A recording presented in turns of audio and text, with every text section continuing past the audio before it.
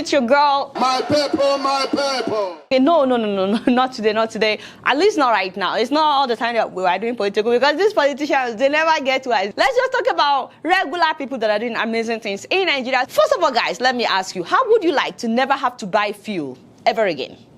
And not even have to need it.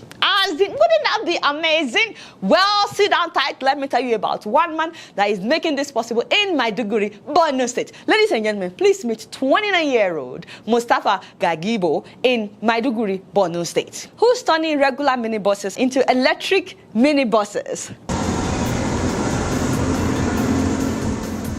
Lawan's bus is one of the several newly converted electric buses that is being distributed to drivers in the state. The bus is a brainchild of Nigerian entrepreneur Mustafa Gagibo, who has been converting petrol minibuses into electric vehicles at his workshop. Oh my goodness, that's awesome. That is really cool. And I am so happy because this is happening in Maiduguri, the epicenter of the Boko Haram attacks. We're usually talking about the atrocities of Boko Haram or the bandits, but today I am so excited that we're talking about technology in Maiduguri. And just imagine where they would have been if not for all the terrorist attacks that has happened over the years in Maiduguri especially. So we're so proud of this guy. First of all, he is turning regular buses into electric buses. I don't know if you guys saw the picture or the video really well. You could see solar panel at the top of his buses. And by the way, he's been doing this for 3 years. It's only a few months ago that the buses started working. And I'm so happy that he didn't give up, because there must have been a lot of challenges and frustration while he was working on this project. So a lot of reports are telling us that he didn't finish school, that he's a student of mechanical engineering at the University of Maiduguri, and that he dropped out. But to me, it doesn't matter. All I know is that he's turning regular buses into electric buses. So guys, when they interviewed him, he talked about why he decided to do this. You can see we always have prices of fuel are going up, prices of transportation are also going up, and then you can see the damages normal vehicles, that's the petrol-powered vehicles, diesel-powered vehicles, are causing to our environment. Isn't that genius?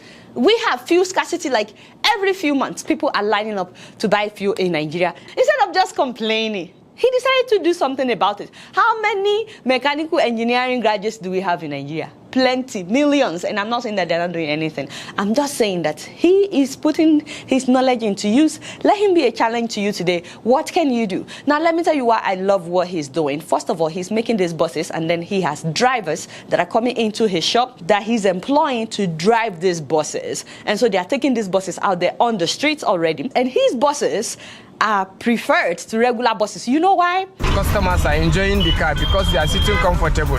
Those that are using fuel, they are taking them 4 per seat and 70 naira. Our car, we are carrying them 3 per seat, and it's 50 naira. So the car is very nice, very okay. That's amazing. See, because he's not buying fuel. They are not paying for fuel. They don't need petrol. So they're able to afford to subsidize the price of taking the bus. They're able to afford for you not to feel crowded. Each of these buses have like a tablet where the drivers at any point in time, by clicking on his app, can see how charged their bus is, or if they need to go and charge it. And he has a charging station as well. It takes about 35 minutes to charge the bus, and it lasts up to 100 kilometers. That's amazing. These electric cars have helped us solve so many problems, especially when it comes to buying fuel. Now we drive for about 120 kilometers every day on one full charge, and the charging doesn't last more than 35 minutes. And they have music on the same tablet so that the passengers on the bus can enjoy themselves. Embedded with radio and other advanced technology for ease of communication and music for relaxation, the impressive 7-seater bus with 2 sliding doors for entrance also has an encrypted solar panel on the roof. But what I love the most about what Mustafa is doing is that every 2 weeks, each driver has to come in with his bus for maintenance. After every 2 weeks, all the vehicles will come in for maintenance. So what we do here for maintenance is to check the battery level, to check all the batteries are well tight, to check the BMS battery management system if they are working well, or to see if there is any damage in connection or there is any loss in power of the batteries. You know, I'm really feeling this guy. Every 2 weeks, they will bring the buses in and he would make sure that everything is intact. He's now waiting for the buses to break down before they start running around trying to figure out what to do. You see why this man is inspiring. We came up with first design of mass transit systems, like the buses, tricycles, and other small vehicles which are mainly used in our streets. So right now, he's working on building his own electric bus from scratch. He's having problem with importing parts and so on. And he wants the government to also help in what he's doing. So once again, shout out to this guy. We're so proud of him. And you know, if not for the fact that the vehicles would need maintenance like every 2 weeks, I would have said, how can I get an electric bus as well to be using in my village?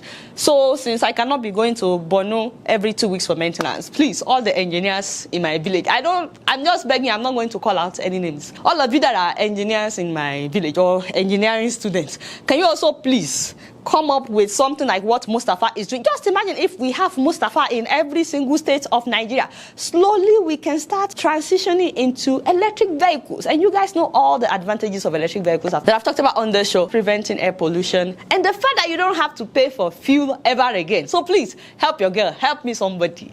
If you can do something like this, so start working on it. Even if you have never done it, start working on it. Please, we need more of Mustafa in Nigeria so that very soon Nigerians will not have to keep queuing for petrol. And it's just so frustrating that even though we're an oil producing country, we always have to queue for fuel. And by the way, our leaders are not ready to do anything to change that. And now we just got the biggest refinery in Africa. Does this mean we will continue to depend on fuel? Please and please, if you're an engineering student, see if you can also do what Mustafa is doing. What I don't know is whether or not people are able to take their cars to him for him to convert their vehicles into electric vehicles. I think that would be really cool.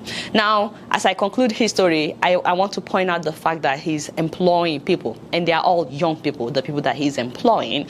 Right now, he already has 12 workers working in his shop, maintaining the vehicles, helping him to convert more buses, helping him to build the bus that he's working on. He's already employed 12 people. And he has the vision to employ even more people. Also, he has 20 buses out already, and his vision is to get out at least 4,000 buses. So one bus at a time, he's converting regular buses into electric buses. Shout out to you, my brother. We appreciate you. You guys not do much. Guess what? I'm just keeping it real. Moving on to South Africa, guys. I just want to start out by saying